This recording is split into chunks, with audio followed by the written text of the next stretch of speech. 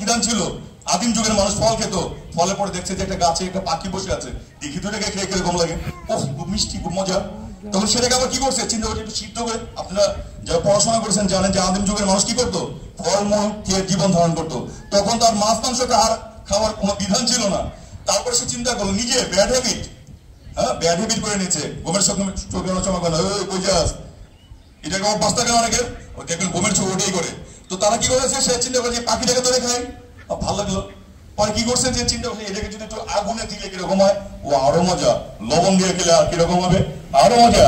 তারপরে এটাকে যদি, এটা কি একদিনে হয়েছে, এটা ব্যাড হ্যাবিট, অনেকদিন পর হয়েছে এটা। ওইটা হইতে কি হয়েছে, এখন সাপ ব্যাং কেউ সেগুলো তো আপনার খাবার না। দেখেন আপনি কুড়িয়াতে আপনি এগুলো খাবার সব খাচ্ছে আপনার, এমনকি একটা বিষাক্ত সাপ গলাটা কট করে খাইতে পারে, কট করে খেয়ালায়, ঠিক কিনা? এটা তো আপনার খাবার না বাবা, এটা কোনো শাস্তি পাবেন না এগুলো খাওয়ার জন্য। ভগবদ্গীতায় বলছে পদ্মম পুস্তম ফলন্তম এবে ভক্ত প্রযুচ্যুতি তদহং ভক্ত পুরোহিতম স্নাবি প্রজাপন। ইসকন কোনোদিন নিজের মন গড়া কোনো কথা বলে না, সমস্ত শাস্ত্রের রেফারেন্স দিয়ে তারা কথা বলে। আচ্ছা ভগবদ্গীতা আমার কথা না, স্বয়ং ভগবান অর্জুনকে বলেছে, ভগবানের মুখনিসৃত বাণী ভগবান অর্জুনকে বলেছে। ওই যে আপনি বললেন কোনটার কথা বলছেন, এটা বাবা কোনো বিধান নাই।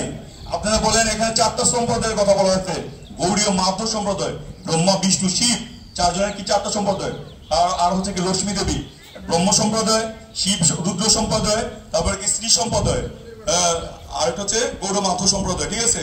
এই 4টা সম্প্রদায়ের কথা কি বলা হয়েছে। এর বাইরে আমরা কি করছি, আমাদের মন গড়া অনেক কিছু করি বাবা, অনেক কিছু করি, কিন্তু এটা আমরা না জানি করি। আমার বাপদাদারা করে গেছে, আমারও করতে হবে। হ্যাঁ, বাপদাদা করে গেছে, আমাদের করতে হবে। ওই যে আমরা কি পূজা করি, বলছি বাবা হে বুড়া যাক চেক করে গোনাকারী মাস হয়ে গেছে, এরকম কোনো জায়গায় দেখাইতে পারবেন এরকম শাস্ত্রে লেখা আছে?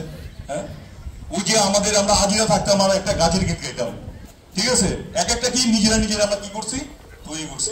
বলছে গাছের গোড়ায় যদি জল ঢালা হয় পুরো গাছটাই পরিপুষ্ট থাকবে। হ্যাঁ, যদি আপনি পেটে খাবার দেন, চোখ মুখ নাক এখানে খাবার মাখার দরকার নেই বাবা। আপনার বাবার 10টা সন্তান, যদি আপনি ছোট বোনের জন্য যদি একটা শাড়ি নিয়ে যান, আপনার বাবা রাগ করবে কিনা? হ্যাঁ, কিন্তু আপনার বাবার জন্য যদি আপনি কি নিয়ে যান, একটা জামা নিয়ে যান, একটা ধুতিয়ে পাঞ্জাবি নিয়ে যান, বাবা কখনোই, তার যে আপনার যে 10টা বোন রয়েছে তারা কখনোই রাগ করবে না। আমরা যেটা করি না কেন, যদি স্বয়ং ভগবানকে সন্তুষ্ট করে, জসমিন তুষ্টিত জগৎ তুষ্টি, যদি ভগবানকে আমরা সন্তুষ্ট করতে পারি, সমস্ত দেবতা থেকে ধরে সমস্ত কিছুই কি হয়ে যায়, সন্তুষ্ট হয়ে যায়। তাহলে ভগবান কি চায়, বলছে যে আমাদের যে ভগবানের যেটা গ্রহণ করতে বলছে সেটা আমাদের করা উচিত, আর যেটা বর্জন করতে বলছে সেটা বর্জন করা উচিত। দেখেন আমাদের কি হয়।